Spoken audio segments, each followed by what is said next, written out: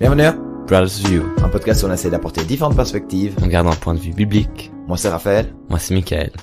Pour le premier épisode normal, après cette longue pause de vacances, on s'est dit qu'on va prendre quelque chose de plus tranquille comme thématique.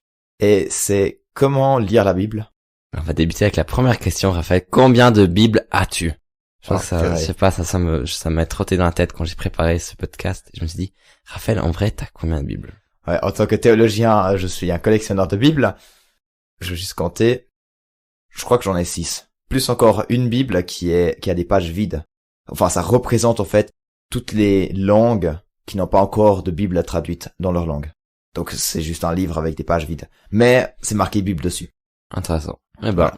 Mais sinon, t'avais encore une autre question? non, je voulais commencer comme ça parce que je me suis dit, il y a sûrement quelques-uns qui se posent la question combien de Bibles un théologien a, parce que la dernière fois que j'étais à un stand où on distribuait des Bibles. Ouais. Puis un gars est venu puis collectionnait les Bibles les plus rares. Ah, ok. Alors des bibles dans toutes les langues, puis il voulait je sais plus quelle langue. C'est de l'Écosse, je crois. Et puis c'est un accent. Alors c'est même pas une langue à soi, c'est surtout un accent. Alors voilà. Trop bien. Mais Ok. ouais, il y a quand même d'autres meilleures passions que ça, je trouve. Ouais, je comprends. Bon, après, il y en a qui font la même chose avec les Astérix. Oui, c'est Oui. pas faux. Mais en fait, je me souviens, j'ai encore une Bible supplémentaire dans le sens l'Ancien Testament en hébreu plus le Nouveau Testament en grec. Ah, Ça fait encore une Bible supplémentaire. Alors, comment lire la Bible? C'est le WikiHow de Michael et Raphaël pour ce sujet. Mais d'abord, il faudrait savoir pourquoi prendre ce livre. C'est ce gros livre-là, et pourquoi il faudrait l'ouvrir et puis le lire, quoi.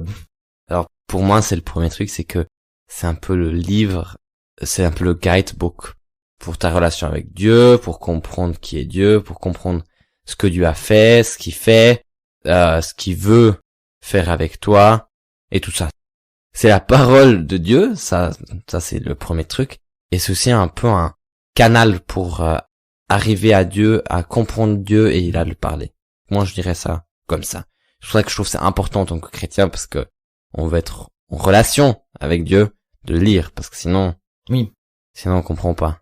Ouais, je suis tout à fait d'accord. C'est hyper important en tant que chrétien de lire la parole parce que c'est par ce média, par cette Bible que Dieu a choisi de se révéler à nous, donc de se montrer à nous. Particulièrement dans la vie de Jésus, mais aussi à travers le reste. Donc voilà, alors ça c'est la base, pourquoi lire la Bible. Maintenant, comment est-ce que du coup on devrait commencer à lire la Bible? Dans le sens, premier chrétien, enfin, il vient de se convertir, et puis, tiens, il y a un gros bouquin sur ma table, qu'est-ce que je fais avec? Est-ce que tu commences avec la première page et après tu lis... Moi, je propose d'aller sur Instagram, aller chercher les influenceurs chrétiens, puis au bien te répondre cette question. Non, je rigole. T'as jamais vu? Non, j'ai jamais vu. C'est Reels qui parle de lire la Bible au début, quand c'est difficile, il te propose toujours des... Et, enfin, il propose des solutions ou bien... Ouais, mais on va y venir nous, parce que Ah, ok. notre avis est quand même meilleur que ceux des influenceurs. Ça, c'est notre avis à nous, mais ouais. Un peu biaisé, ouais. Mais alors, bon, déjà, la première question, c'est où est-ce qu'on commence avec la Bible? Je dirais déjà, la question qui se pose, c'est est-ce que on rentre dans l'Ancien Testament ou dans le Nouveau Testament? Ça, je pense, c'est le premier choix à faire. Et personnellement, comme nouveau chrétien, moi, j'irais dans le Nouveau Testament parce que c'est plus intéressant et plus centré sur Jésus, et c'est un peu plus la personne que tu connais le mieux en ce moment quand t'es nouveau chrétien. Tu vois ce que je veux dire? Ou que tu connais pas encore, t'as juste entendu. Prends Jésus dans ton cœur. Ouais, non, mais bien sûr, mais ça, tu vois, c'est pas l'histoire d'Israël, puis après tu tombes encore sur la liste des généalogies, tout à des fait. généalogies ou des trucs comme ça, tu vois. Ou C'est bien ça qui est bien. la liste du tabernacle, comment construire le tabernacle avec tout le matériel, toutes les mesures, etc. Très intéressant. Mais Enfin, ouais, très intéressant. pour les théologiens, bien sûr. Ouais, même pour moi, je crois que j'ai de la peine. Mais tu vois ce que je veux dire, c'est quand même plus... Moi, je dirais déjà ça. Ça serait commencer dans le Nouveau Testament. Enfin, je dirais que c'est pas plus intéressant. Je dirais simplement que c'est plus simple à comprendre. Ouais, et puis je veux dire, il y a quand même ce côté où moi je connais beaucoup de non-chrétiens qui me disent, ouais, il y a le Dieu de l'Ancien Testament, de colère, et le Dieu d'amour dans le Nouveau Testament. Puis, c'est vrai, quand tu lis une fois par-dessus, tu dis quand même, il est quand même un Dieu de colère, comme ça, c'est pas... Tout à fait. On sait que Dieu ne change pas. Voilà, mais tu vois, et je trouve plus difficile pour un nouveau chrétien de comprendre pourquoi, comment et qu'est-ce que ça veut dire, pourquoi il a laissé traîner Israël, le peuple d'Israël dans le désert pendant des années, à tourner en rond, tu vois, tous des trucs comme ça. Et surtout qu'on voit la révélation de Dieu à travers Jésus. Jésus, c'est l'accomplissement de tout l'œuvre de Dieu. Ouais. Donc, je pense que c'est aussi important après de lire l'Ancien Testament sans regarder seulement à travers Jésus, mais pour débuter, il faut déjà avoir ce fondement, quoi. Et donc pour moi je dirais pas seulement Nouveau Testament, mais spécifiquement un évangile. Et oui, non, mais c'était déjà pour commencer comme ça. C'est déjà un truc que je trouve pour... alors si tu dis Nouveau Testament, on peut commencer avec l'Apocalypse. Là, ça va être... Non, ouais, mais bien sûr que non. Moi, j'allais dire aussi la même chose. Je commencerai avec... je préciserai après avec un livre. Ok, alors quel livre voudrais-tu? Moi, je commencerai avec un évangile, par exemple. Lequel, ça, maintenant, on peut débattre, je trouve. Ouais. Enfin, je comprends. Donc, on peut débattre. Je dirais quand même pas Jean. Jean, c'est quand même un truc qui est plus difficile. Ah, vraiment? Ah, moi, j'ai vu une fois un reel sur Instagram, c'était Jean, hein. Jean. Il proposait Jean, je sais pas pourquoi. Puis, moi, je l'ai fait, là, je viens de dire Jean. Je veux dire, c'est facile. Parce que c'est plus une histoire. Les évangiles sont des histoires. Oui, mais je me souviens plus de comment tous sont écrits, mais tu vois, le seul aspect où je me suis dit pourquoi ils ont choisi Jean, c'est parce que c'est un peu une histoire et c'est continu. Mais il y a des trucs, moi, j'étais là puis j'ai dit mais je sais pas, ça saute de l'autre à l'autre, puis paf, Jésus est mort, paf, Jésus est ressuscité, fini Jean. C'est un peu ça, hein. Jean n'est pas le plus court, hein. Oui, il est pas le plus court, mais je trouvais que c'était un peu spécial comment c'était fait. Enfin, moi, je trouve Jean est énorme. C'est quelque chose que, quand j'ai lu tout le Nouveau Testament, en fait, j'ai commencé avec Jean, et j'ai terminé avec les 4 évangiles, donc j'ai relu Jean, après. Et là, j'ai beaucoup plus apprécié que la première lecture. Et je dirais que Jean a complètement une autre vision que les 3 autres, qu'on appelle les synoptiques. Plus sur ça, sur le prochain épisode de la Christologie. Et, du coup, il a plus déjà, le Jésus de là-bas, c'est pas le Jésus qui dit ne dites pas aux autres que je suis le fils de Dieu. Je sais pas si tu te souviens. Ah oui, Jean c'est très très clair. Jean c'est au début. Ouais. Je suis la vie, je suis le pain, allez bouffez-moi. Enfin non, ça c'est on peut un peu interpréter Jean 6 comme ça, mais non mais c'est vrai, ça c'est vrai. Ça c'est quelque chose qui m'est ressorti, j'étais à chaque chapitre une fois, c'est marqué Jésus ou marqué dans le sens que tu arrives à c'est même plus un sous-entendu. Ça crie dans les oreilles quand tu lis. Jésus est le fils de Dieu. C'est toujours ça. Ouais, c'est ça. Et je suis là pour sauver le monde. Hein, dans ce sens-là. Ouais, ça continue bien avec Jean 3,16, quoi. Ouais. Mais du coup, Jean, oui, non? Moi, j'irais plutôt non. Enfin, en tout cas, moi, de ce que j'ai vu, Marc, c'est quand même un bon début. Ouais, moi j'aurais dit Marc ou Matthieu. Marc, en tout cas, c'est court. Ouais. Ça. Matthieu a beaucoup d'enseignements de Jésus. Il y a le sermon sur la montagne, par exemple. Ouais, c'est vrai. Alors, je dirais Marc si on veut plutôt garder une histoire, Matthieu si on veut plutôt avoir un peu plus que Jésus raconte. Ouais. Savoir comment Jésus s'est projeté la vie chrétienne, on va dire ça comme ça. Mais c'est vrai que Luc, ça c'est important. Je me rappelle que j'ai commencé avec les 4 évangiles aussi. Ouais. Puis c'était au camping, quand on était au camping puis toi tu m'avais dit, je crois, j'avais commencé avec Luc. Ouais. Je crois que j'avais commencé avec Luc, ouais. Puis je veux dire, c'était pas si mal que ça. Non, Luc est aussi pas mal. C'est une histoire comme Marc, mais un peu plus lent. Ouais. Plus détaillé. Ouais. Et surtout, il y a Actes des Apôtres, juste après. Ah ouais. C'est le même auteur. Donc, ça vaut peut-être la peine aussi de se dire, bon, si t'as pas envie de lire les 4 évangiles, faire Luc et Actes des Apôtres, voilà. Puis basta. Comme ça, tu as toute l'histoire de Jésus, plus encore le début de l'Église. Ouais, moi je veux dire, alors si je réfléchis comme ça, parce que je suis totalement oublié Luc. Moi je dirais Luc pour débuter. Ouais. C'est un peu Marc plus long, Ouais. mais qui aide à repartir, parce que c'est vrai que si tu lis Marc après les Actes de l'Apôtre, c'est déjà deux styles ou deux styles différents. C'est quand même oui. Ça dépend des traductions, je pense. Voilà, mais il y en a des il y a quand même traductions quelques différences. Ouais.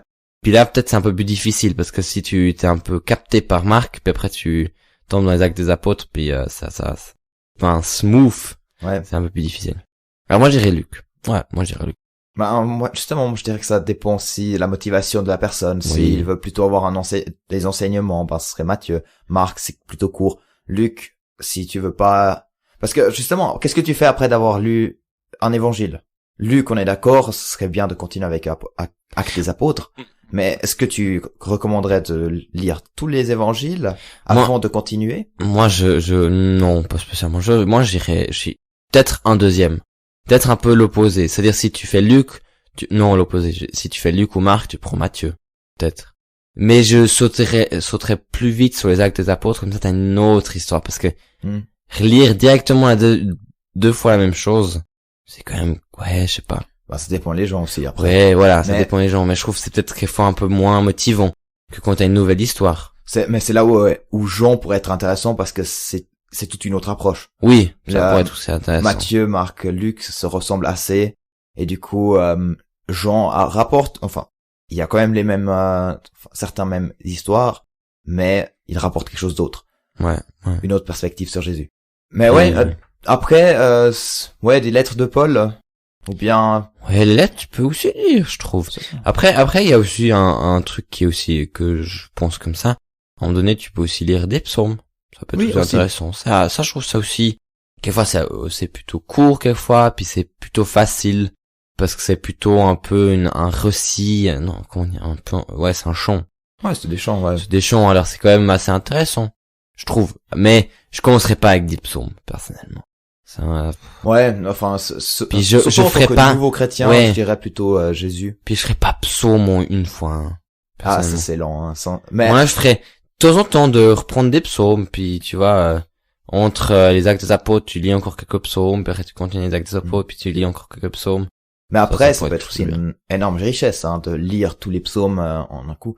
Enfin, voilà, on peut toujours sortir quelque chose de cette lecture de la parole de Dieu. Ouais, dernièrement, j'ai lu un livre, c'est de Brian Huston.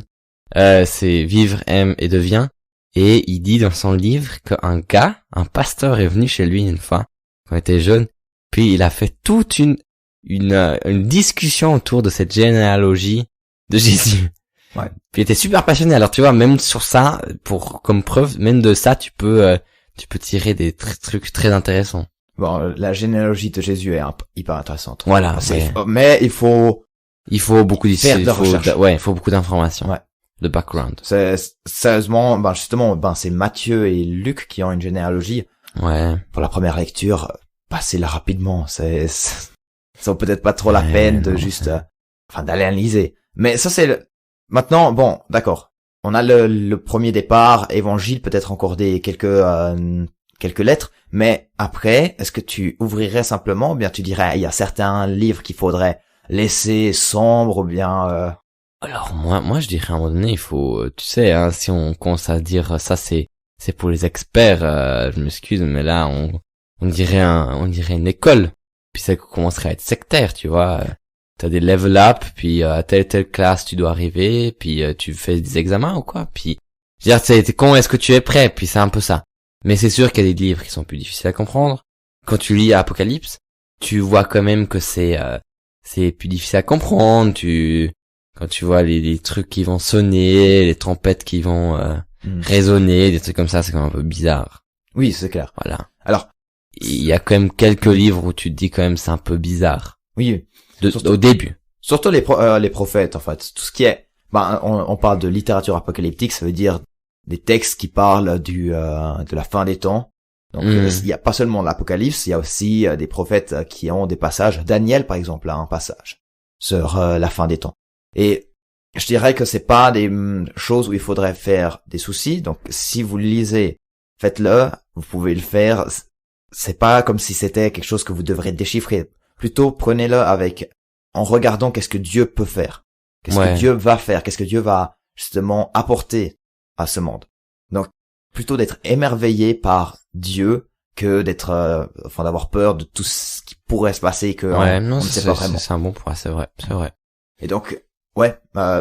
Et puis après, s'il y a des textes qui sont plus ennuyants, mais enfin, essayez de les lire. Et si vous trouvez que c'est trop ennuyant, passez à un autre livre. Ouais, mais c'est pas comme si tu allais mourir si tu lis pas un passage, hein. Non. Tu peux aussi Mais ça, skipper des passages, c'est vrai. Mais c'est sûr que c'est tout. Moi, je trouve que c'est quand même intéressant de lire tout et peut-être t'es surpris. Mais ouais. En fait, maintenant, c'est la question, est-ce que tu peux lire la Bible comme un roman? Dans le sens que tu prends le livre, tu le lis, et puis tu fermes la bouquin, et puis après, c'est bon, tu peux t'endormir. Moi, je pense que quelquefois, je me suis demandé combien de temps j'ai pris pour lire la Bible et tout ça. Je me suis dit, mais c'est un peu bizarre. La Bible, c'est un livre. On est d'accord. C'est un récit. Oui, c'est un recueil de livres. Un recueil de livres. Mais dans le sens, c'est un livre. Oui. Ça change pas d'un autre livre. Enfin, à part que c'est la parole de Dieu. Oui, à part que c'est la parole de Dieu. Mais tu vois, dans le sens, c'est pas comme si tu l'ouvres puis il y a 5 anges qui crient dans toute la salle que tu es en train de le lire.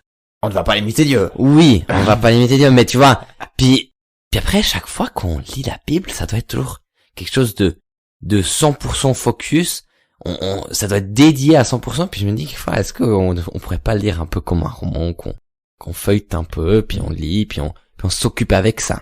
Je trouve que quelquefois on est un peu, on n'a pas rendu ce livre normal, c'est bien, parce qu'il faut garder ce côté, c'est la parole de Dieu, dans le sens que c'est plus dans l'idée comment on gère ça. Je sais pas si tu comprends ce que je vois. C'est pas pour dire que la Bible c'est rien de spécial, mais dans le sens que moi, ça m'est jamais venu à la tête, au lieu de prendre mon bouquin que je lis, de prendre la Bible avec, ou de lire la Bible au moment où j'allais lire le bouquin.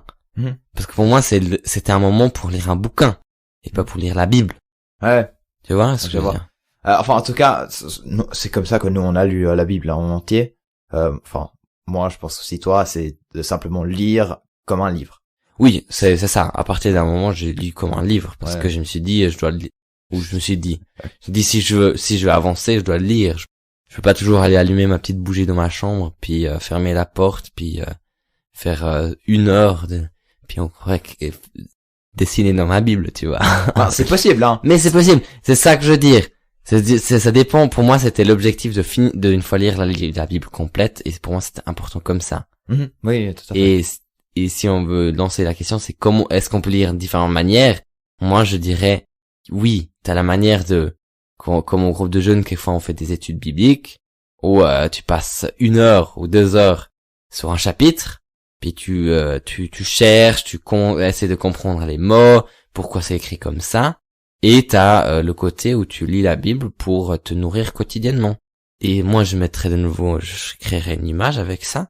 C'est comme la nourriture. Quelquefois, tu dois manger pour manger. Puis quelquefois, tu vas au restaurant, au gastro, puis tu vas déguster. C'est un peu la même chose. Puis tu vas chercher les saveurs dans ta bouche. Ah, ok, je déchiffre. C'est un peu le même truc. Et je pense qu'il faudrait aussi un peu faire ce truc, c'est que nous on mange chaque jour, nous on mange des Kellogg's, puis je suis sincère avec vous, hein, gustativement c'est pas le highlight de ma vie quand je dis ça, mais ça me nourrit et je trouve ça assez bon. Puis je trouve que la Bible quelquefois tu devrais aussi, ça doit te nourrir, puis tu trouves ça assez bon, mais tu vas pas commencer à réfléchir tout ce qu'ils ont mis dedans. Et après quelquefois tu vas vraiment cuisiner très bien, puis là tu vas te demander qu'est-ce que tu fais comme saveur, quel goût, quelle texture. Puis après, tu analyses plus. Ouais. Ah, c'est une bonne image. Après, ça dépend aussi comment on voit la Bible, hein. Nous, on le voit comme un livre qui est la parole de Dieu, mais c'est pas un livre saint où on peut pas le mettre par terre, par exemple.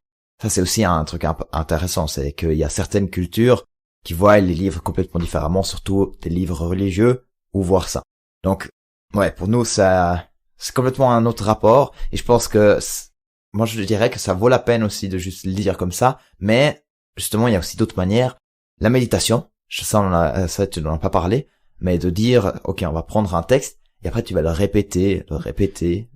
Méditer, ouais. Et tu le médites, et puis en fait, tu es presque en discussion avec Dieu avec ce texte. Ouais, non, ça, c'est vrai. Ou bien, si vous avez la possibilité d'aller dans un groupe biblique, en tout cas, les responsables essayent de faire des études bibliques de manière le plus créative possible, donc ça, par un théâtre, Ah ouais, ça c'est aussi bien. d'essayer de faire, recréer la scène, ou bien par des puzzles, ou de vivre le texte. Par exemple, on avait fait avec le psaume 1, on est allé dehors, et puis il y avait un ruisseau à côté, donc c'est le psaume avec celui qui est avec l'Éternel, ou bien qui médite la loi, est comme un arbre planté à côté d'un ruisseau. Ah Donc ouais. tu pouvais un peu méditer dans ce sens-là. Ouais. Mhm. Donc ouais, la lecture de la Bible peut être créative. Puis je pense que c'est aussi bien d'avoir un peu de diversité. Oui, aussi. Parce qu'on se lasse un peu sinon.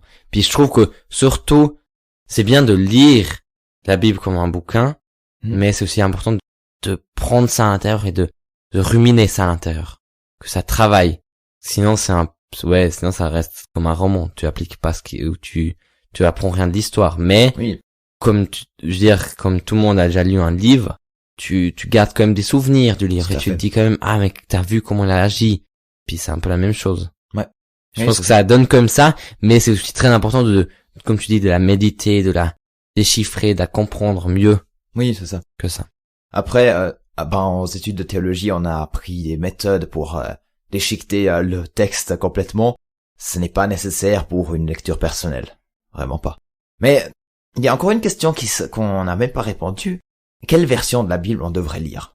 Ah, ça, c'est une question de théologie, hein. Non, mais c'est vrai que t'arrives, par exemple, tu veux t'acheter une Bible, t'as pas encore reçu de Bible d'un collègue ou bien de la personne qui t'a évangélisé ou qui t'a amené vers Dieu. Qu'est-ce que tu vas acheter? Il y a 10 000 versions. Ouais, mais ça, moi, je pense un langage assez moderne, quand même. Ouais. Ça, c'est un premier critère. Et ça dépend après aussi de comment t'aimes lire. Si t'aimes le Molière, Ouais. du Molière, tu vas acheter un autre livre. Mais si t'aimes que ça soit un peu une langue facile, que tu comprends bien, une Bible français courante, ça suffit. Moi, je trouve ça suffit large. Enfin, c'est vrai. Hein, mais c'est surtout pour dire les traductions, c'est équivalent à la Bible. Dans le sens, il faut pas aller chercher le texte original. Donc, vous n'avez pas besoin de lire l'hébreu ou le grec pour comprendre la Bible. Ouais, ça Ça, c'est quand même quelque chose d'important. Peut-être certains vont dire, mais dans la traduction, on perd des choses. Bien sûr. Mais si vous voulez vraiment un peu analyser tout ça, vous pouvez prendre des Bibles plus littérales. Ou bien même juste comparer des traductions. Ouais, puis je veux dire, suffit largement. l'application YouVersion te permet de comparer directement plusieurs traductions en même temps, hein, même Tout à dans fait. d'autres langues, puis tu peux lire. Et aussi à préciser, des traductions, c'est pas un auteur qui a commencé à réécrire sa Bible dans son gusto, hein, il a pas Non. ramené du sel et du poivre dedans, c'est... À part The Passion Translation en anglais. Là, je ne la recommande pas du tout. Ok, mais bon, ça c'est un avis personnel. Non, alors ça c'est un avis. Ça par contre c'est comment tu ne devrais pas traduire. C'est une personne qui s'est dit je vais traduire la Bible. Une seule personne. Toutes les autres Bibles, enfin la majorité des autres Bibles qu'on a, c'est des communautés, c'est plusieurs groupes de personnes qui travaillent sur ce texte. Ouais. Donc c'est pas quelque chose où t'as juste une personne qui met tout ce qu'elle, comme Tout ce qui a envie, ouais. Voilà. Ouais, c'est ça. Ouais, parce que la dernière fois, il y a aussi un qui, quand je lui ai dit, il y a plusieurs traductions, il a dit, ah ouais, alors ça veut dire que chacun met un peu ce qu'il veut dedans. Je dis, non, c'est des traductions dans le langage. C'est du langage moderne, c'est vraiment Voilà. que le langage qui change. La langue. Ouais. Voilà. Ben, pour être un peu plus concret, Parole de vie, c'est une traduction Bible Plus facile à facile, lire. assez moderne, jeune aussi. Il y a après la seconde 21 qui est une bonne lecture, enfin une bonne Bible de lecture, après un peu plus complexe par rapport aux mots. Et après il y a encore la Darby, ça c'est une traduction qui vient de l'anglais. C'est pas la meilleure possibilité, mais selon moi c'est la meilleure Bible en français qui est mot par mot. Donc Littéraire. voilà, littéral, traduction littérale. Ouais. Donc voilà, bon, on a choisi notre Bible, on a choisi notre point de départ, on sait un peu comment on veut lire la Bible. Est-ce que c'est mauvais d'avoir une habitude de lire la Bible? Je pense que l'habitude mène au fait qu'on le fait plus consciemment ce qu'on fait. C'est-à-dire, comme t'as dit avant, quand nous on a choisi de lire la Bible, moi j'ai pris une habitude. Chaque matin dans le train, j'avais 10 minutes, je lisais 10 minutes. Ouais. Et je lisais parce que je devais lire. Non, mais tu vois, c'était un peu ce que ma tête pensait. dois lire parce que je dois lire. Je dois lire parce que je dois lire. Ouais. Puis ça, c'est un peu une habitude. C'est-à-dire chaque matin, même si j'étais pas du tout en forme, si je comprenais pas du tout ce que je lisais. Parce que pour moi, c'était important de lire. Puis même si j'arrivais pas à comprendre, à faire les liens. Et là, peut-être j'ai perdu beaucoup d'informations qui auraient été précieuses, qui m'auraient pu toucher plus, ou j'aurais pu sortir plus du texte. Mais est-ce que c'est mauvais? Mais je pense pas que là, c'est mauvais. Moi, je trouve que c'est une bonne base pour créer une habitude. Ça crée une habitude. Waouh. Waouh, bravo, hein. Mais ça te met dans la tête, mais je lis la Bible. Et, prenons un exemple, excuse-moi. Vas-y. C'est comme la manière où, qu'on a été éduqué. Par exemple, c'est un enfant qui dit toujours merci, après d'avoir reçu quelque chose. Il va le garder, et c'est un effet positif, tu vois. Et il le fait même plus consciemment, des fois. Oui, c'est ça. Mais plus tard, quand il y a pas un maman qui est à côté puis dit t'as dit merci, il va le faire peut-être plus consciemment, mais c'est une bonne habitude, puis il réalise aussi ce qu'il fait. Et je pense que c'est un peu ça, je veux dire. Tu vois, ça te met un peu en tête, mais lis la Bible souvent. Ça t'aide que ton habitude puisse continuer à côté et que toi tu dis mais non, maintenant je prends un moment plus profond avec Dieu, où tu étudies la Bible, où tu lis les mots, et tu essaies de comprendre pourquoi et tout ça. Ouais. Et je pense que c'est un peu un moteur pour ces moments-là, je trouve. Enfin, moi, je dirais, je suis un peu du même avis. L'habitude n'est pas mauvaise. Certes, à partir d'un certain moment, tu vas le faire juste parce que tu le fais, et peut-être plus de manière consciemment, comme se brosser les dents, c'est quelque chose qu'on fait comme ça, et puis on ne réfléchit plus trop où passe la brosse. Mais c'est quand, en fait, après on va remarquer qu'on ne le fait plus consciemment qu'on peut après travailler sur ça. Et je pense que c'est important d'avoir une habitude de lire la Bible, parce que sinon on va jamais le faire. Voilà, c'est ça. C'est comment d'autres tu vas commencer, parce que si j'ai pas l'habitude de lire la Bible, et tu me demandes maintenant de lire la Bible, j'aurais moins de motivation que si tout le long je lis la Bible, je me dis ouais, mais je lis tous les jours, je me nourris de ça. Après tu me dis mais on fait une étude biblique. Moi c'est aussi, d'un côté c'est aussi plus facile parce que je connais déjà un peu la matière. Ouais, c'est ça.